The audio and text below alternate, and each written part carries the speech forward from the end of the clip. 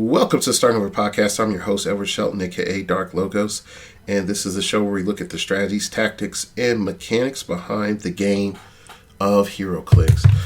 Today is a bit different show. I have my friend and teammate Wes Summers on, and say hello to the nice people. Yo, yo. All right. Today we're going to talk about venue building and what it takes to venue build right now. And I know for some of you, you're going to be like, okay, why do I need to know about this if I'm going to be a competitive player? And my viewpoint is, if you listen to older shows and listen to what I've put out there, having a venue becomes essential because those are the people that you're building up so that you can become better on a consistent basis. You can use Roll20 to fight, or sorry, not fight, play against people that are a little bit more meta-worthy or a little bit more creative than your average individual. But the thing that I've learned is having consistent people that you play against that understand how you play, understand the weaknesses of your style, are the best to give you advice going forward. And if there's no one to play at the venue, more than likely your venue stops carrying clicks. And after that, life as a clicks player becomes ridiculously hard. Also, I think a lot of us lost our venues during COVID, or our venues changed, or if you look at where you're at in your in-person clicks community today, and then say 6 or 7 years ago, and compare the two, are they the same? Is your community better and stronger than it was 6 years ago? Did COVID wipe it out? Because and some stores didn't survive. Right. Like we know lots of stores. I'm in Birmingham, and we had a store, Bud's Place, over in Leeds, Alabama. They hosted state championships and WKOs, and COVID was it for them. They just could not keep their doors open in a real and meaningful way, especially for clicks. So venue building in today's world, I think, becomes important because in this new world where, hey, we can shake each other's hands again, we can roll dice again. That's great. How do we set that up in a way that's going to be successful in the long run? I think is incredibly important. Right. And I think it becomes important to understand from the outset, like understand what type of venue you're going to become. And I think, trying to be like specific and open to everything is unfortunately like the worst thing that you can do. Because I think when you were first thinking about starting this venue, we had a big talk about that, about like what direction this is going. I think that discipline has always been at its core the most important thing. Discipline in what day you're showing up, discipline in actually showing up, discipline in format. It is so easy to fall prey to, let's do 600 point Silver Age, has to be a Colossal, or, Golden Age this, because whenever you first start, you're going to meet these people who have that, legacy collection, that they're going to want to break out their Dr. Manhattan, here's my Trigon, hear me roar, sort of thing, right? And that's great and well and good, and you need those legacy players I'm not saying they're not important. They are, but I don't think that that's necessarily the key to building a successful venue. Because I think a successful venue is going to attract new people to the game. It keeps the game alive, and in order to attract new people to the game, consistent formats, week in, week out. They don't have to be the same formats every week, but hey, put them on a schedule so Right. people can know and prepare. And again, have that discipline to keep to that schedule. Even when people say, hey, I have my Siege the Castle format or my Four Horsemen of the Apocalypse format. That's really cool. You give this character these powers. That's cool and it's fun. Mm-hmm. But I still have, this person over here who hasn't mastered the pack yet. I don't want to confuse that person by playing something that isn't heroclix. Does that make sense? Yeah. I fully get you. And I think the bigger thing is not necessarily saying it isn't heroclix, but it's something beyond the standard format where you're functionally adding BFCs to the game again, except that's the entire event. And while that's like your good holiday fun, you know what I mean? Like the Halloween, the Christmas, maybe again you like your 4th of July event or whatever. Like that's cool to have a few events like that throughout the year. But for a lot of players, and this is what I found, like you said, of not mastering the pack, when you're adding those things on top of players that haven't gotten a basic set of fundamentals, it either masquerades where their shortfalls are, so that you can't really help them as a judge or even another player to help them become better, or it makes it so that those that are trying to build a skill set don't have enough stability to build those types of teams that they need to understand the game better. Exactly. I have a couple of players every week. I can almost predict some of the questions that I'm going to be asked every week. Mm-hmm. They will include, hey, can I prop shape change? Every week. Hey, can I empower blades? Mm-hmm. Every week I'm going to get asked that.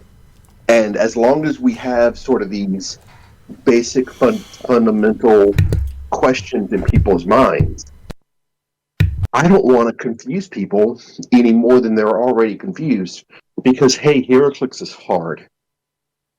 Heroclix is not just the here, let me buy a starter deck off the wall and I can play and compete in heroclix now. Right. And even if you've looked at the 2024 starters, there's some stuff that's like, oh yeah, that's good, but like you and I both know, it's like, good luck going to a local venue with some of that. You're still going to get rocked. As cool as it is, you're still going to get rocked pretty hard. So, I mean, those starters don't even have maps, so they still can't just grab that starter and play the game. Mm. They still need that solid foundational community that is super important. Right. So I think the number one thing that I would say is discipline is what I have found. Mm-hmm. The second thing I would say is remove your ego. If I wanted to go, and I'm not saying this about my guys because I love my guys, but if I wanted to go in, week out, and go seal clubbing, for lack of a better phrase, right? Mm-hmm. Or go, the rich person resort go quail hunting, where they clip their wings and they're all in a fence, right? Right. right. That's an easy game to play. Right. because I can come in with 15, 20 years experience, raise somebody up for 6 months, and then, just pound them for the next Hmm. year and a half. And that's not a positive experience for them. Right. They don't want to keep on and getting just beat up over and over and over again. They're going to stop because there's no reason for them to invest money. Right. If there's no winning, and this is something I've said in the past, and longtime viewers know this, and even on the team, you've heard me say this. Everyone's got to eat, you Mm-hmm. know, and you got to make an environment where people get something. Like I came back from Worlds with LEs that I'd never play, and because they're LEs that I'd never play, what would end up happening is I gave them out at an event. And when I gave them out at an event, what ends up, two or three other people said, I already have all these con LEs. And one new guy said, I'll take it. And he got what was it? Not Dark Phoenix, the Avengers, that big Avengers Phoenix. Mm-hmm. And so yeah, uh, he was super happy, and I was like, yeah, I'm glad I got this legacy card because I need this legacy card. Yeah, Right. and and this guy, he came in playing, just a standard night of clicks, and he wasn't, prepared to be like, I got a con LE, and those are things that I found, when you do come in, because we both know it's like when it's Worlds time, you sort of gather the venue around, and it's like, guys, I'm going to Worlds. The next month is going to suck, but here's the perks of the next month sucking: is I'm going to bring back con LEs, and you can purchase things from me, and I'll get them back to you. And then everybody's like, yeah, yeah, we'll play. And the part when you actually get them to be, not, I'm not going to say competent, but actually competitive players, is again, they're able to give you feedback on things that they're noticing. And like Pulp format, they play their teams, and then they're able to give you feedback on things that they observe in their games. And you can use that data, going forward. Well, so what I've tried to do with my guys is I do a different format every week. For the most part, Worlds messes up a schedule a little bit.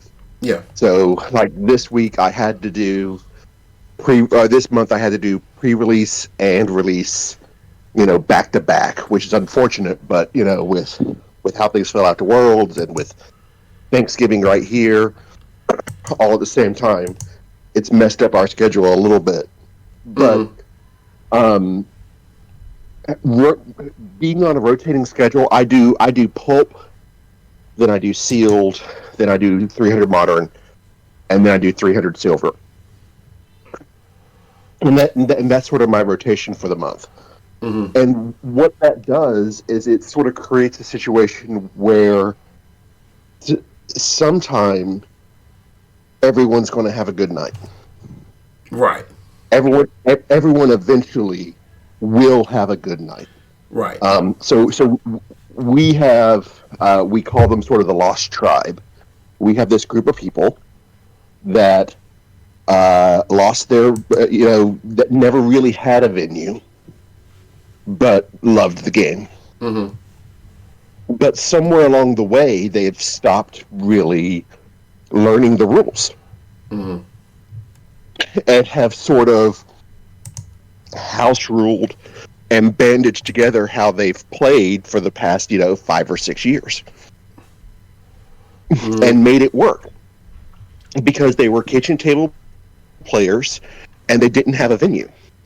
So what did it matter? They weren't going to Worlds. They weren't going to any WKOs or Winamaps. It was just them, playing 400 points. Let's have fun and beat each other up. No time limit, right? Mm-hmm.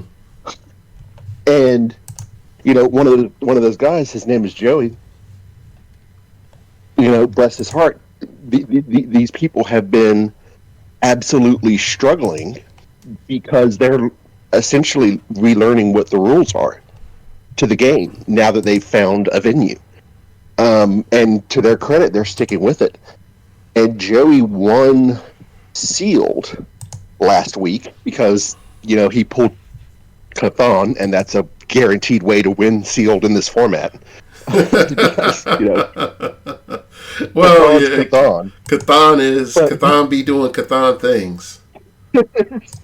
But he pulled Cthon and just absolutely smoked everybody. Just like we played 3 rounds of sealed and he went 900 to 0. And it just happens that way. And to see him get a big smile on his face because he's actually doing something after weeks of just getting clubbed, just absolutely clubbed, like nights where they may not score a point the entire night because they just thought something worked that just didn't work. Mm-hmm. Well, that makes me feel good, right? Right. Because he's progressing, he's growing, and that's great. Right. And the main thing for me that I felt at my local venue is I've had several players that, like, the new batch just come in and it's just like, yay, like the first time I played you, your team design is a bit rough, but now things are progressing. And he was in the finals against me and I was like, yay, but this is sealed night, and it's like I need to get that. I need to get that map now because I go to these tournaments. So I'm sorry, homie. I gotta beat you for this map. But it did feel good that it's like, look, it's not like anybody held his hand, and it's not like someone came back and said, oh, this is how you beat so-and-so's team. Like, he earned it. And I think those are the main things that matter. But speaking of events, you're going to be hosting a major event at your venue. So can you tell us a little bit about that? So we started in November of 2022 at Gear, September, November timeframe. And it was, for a long time, it was just myself and a friend of mine going up there on Thursdays and playing clicks. We asked the venue, hey, would you be willing to pre-order us product? And we have slowly built that over time to now we have like 14-ish people that I would consider to be regulars. But because of schedules, we end up averaging about 10 a night. But that's pretty good. But it ends up over being over 14, 15 people that I would consider to be regulars. Okay. And that kind of growth over a year, we just thought that was something worth celebrating. And over the course of this past year, a few of us have traveled out to Mississippi, Louisiana, Memphis for Worlds, and we made a lot of friends. A lot of people got introduced to this, essentially brand new group, and we wanted to just celebrate not only the growth that we have made over this past year, but also just the new friendships that we have made with people, from around the area. Mm-hmm. And we wanted to have the opportunity to do that. So we thought a win-a-brick style format was okay. We went ahead and decided to prize out, second, third, and fourth place too. So the venue is putting up a whole case. Okay. So it's not just winner take all. And then they are going to throw in additional prizing if we hit certain benchmarks in attendance. So, there's a possibility of getting a second case put into the prize pool. because of how many people that we hope are going to come and show up. Mm-hmm. To that end, December the 9th, Gear Gaming in Birmingham, Alabama. We are having this competition. It's a $20 entry fee. We start December the 9th at 10 a.m. There will be a cut to top to probably top 8. So probably runs to about 7 or 8 ish. And then we will be running also a side event for people that don't make it into Top Cut for Pulp. We're still trying to work out pricing for the side event. I would like to throw in a couple of things to help make that happen. But I think right now we are at like 12 or 13 pre-registered. We have a few guys that we know are coming up from Mississippi. We have a few guys that we know are coming up from like the Pensacola Gulf Coast area. We have. I'm hoping to get a few guys from like Nashville, Huntsville, and Atlanta to drive on over, say hi, and roll some dice. Okay.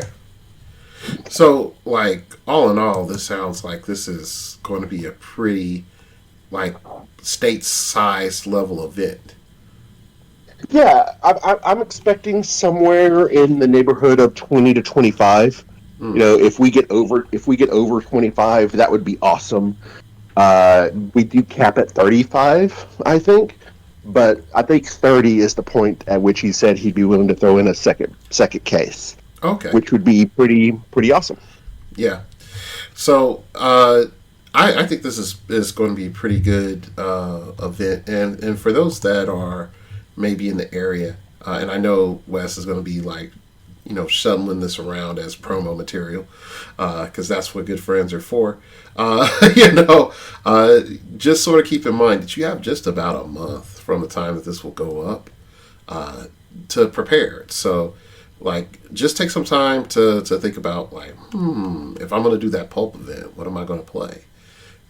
Like, that's something to consider. And then you said the main event is 300 Modern, right? Yes, sir. Yep.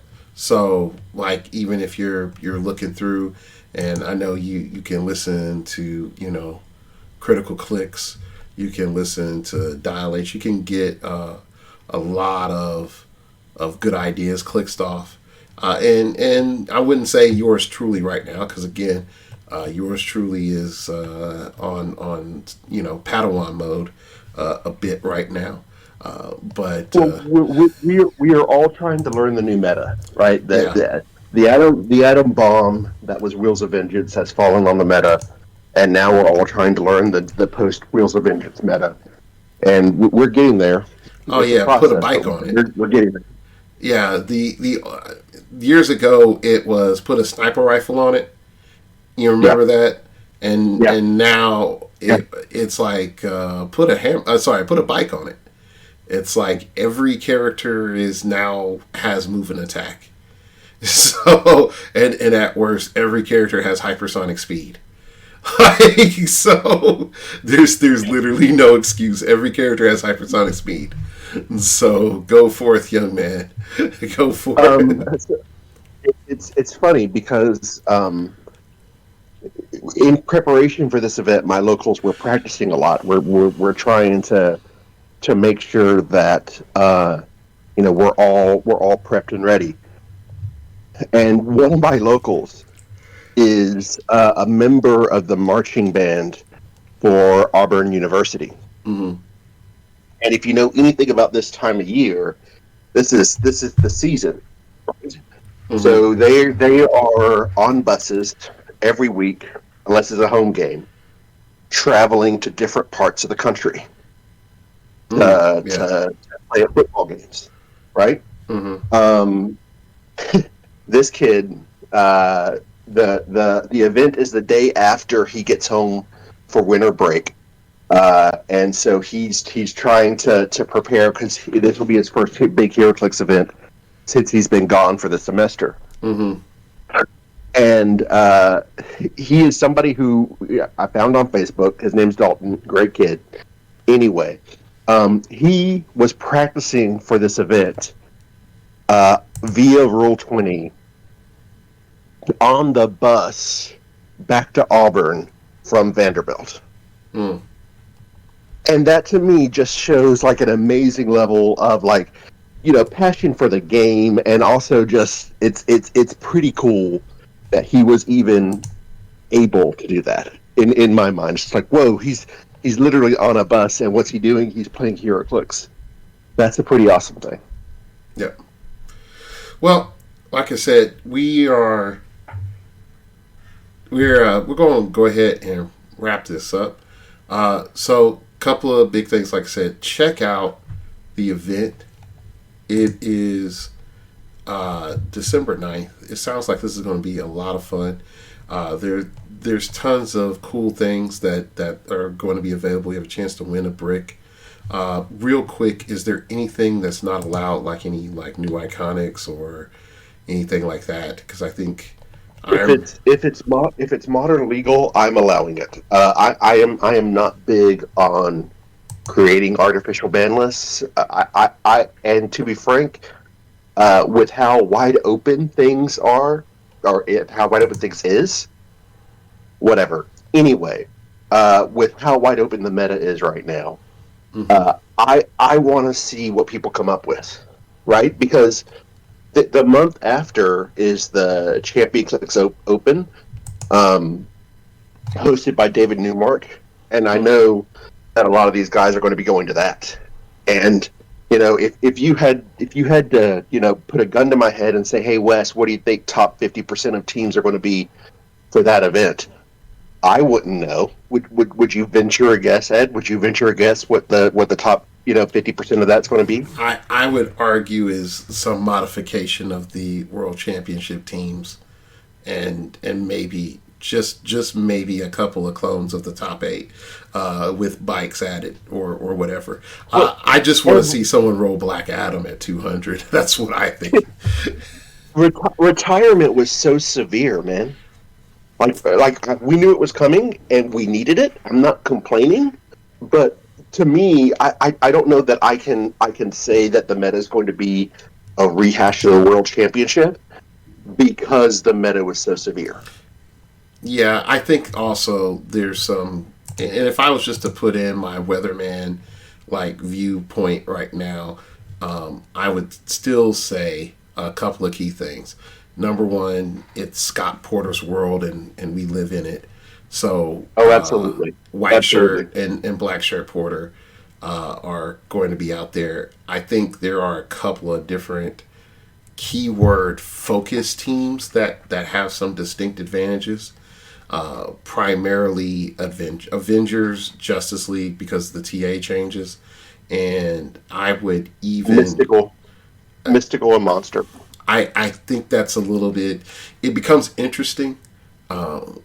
You have to inventory how much viable Invincible or Ignores Mystical is out there. I think those are your two main things. And then if you really want to look at a subset of that, is how much like passive healing is there. So those are just things to keep in mind. And something else I would add in, talk about Scott Porter's and the motorcycles both. Scott Porter's and motorcycles together make almost any theme playable. Right. Do you want to? I made this joke before. Do you want to run your Joey Wheeler theme team? Do you want to copy our friend Lucas and do the Joey Wheeler theme team? Well, you can now, and it could be okay, right? Do you want to run your Fightful 4? All right, let's talk about that. But the point is that is actually a conversation of, is it possible, not a, hey man, get your head out of your ass, play Superman sort of thing, right? Yeah. Yeah. And then even then, it's just like, do they have the movement?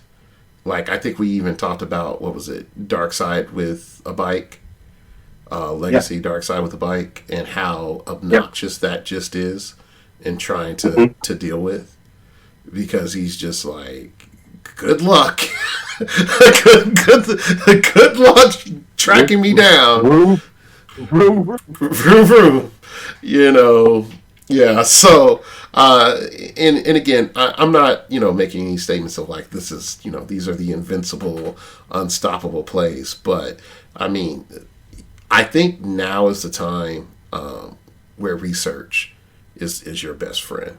But like I said, we got to wrap this up. So again, can you give everybody the location of your venue again, Wes, where this is happening? Deer Gaming, Birmingham, Alabama, December 9th, $20 entry. Come on, we would love to have you. All right. 10 a.m. Okay. And yeah, so go ahead and check that out. All right. So for everybody else, if you like the show, put your comments below. You can email me at startingoverpodcast@gmail.com. That's startingoverpodcast@gmail.com. If you wish to opine, keep it piffy, keep it interesting, keep it awesome, baby. The Twitter, it hadn't landed for a while. It's still in space. So You mean the X? yeah, X. Yeah, the X account. It's still in space. Like it hasn't landed. I haven't seen it for several years now. So I get more comments down below than the emails now too. And then if anything else, like if you want to have any ideas for future shows, put it down below too. Check out the last show on cartography. Because I do believe that piece of information will help you just period as a player. If you are one that are these people are backpacking off of this episode from our good friends Wes's episode, feel free to check out my cartography episode. I believe that you're going to get a lot of information that's going to help you out. All right, I'd like to thank everyone for listening, and do remember, we all have to start over sometime.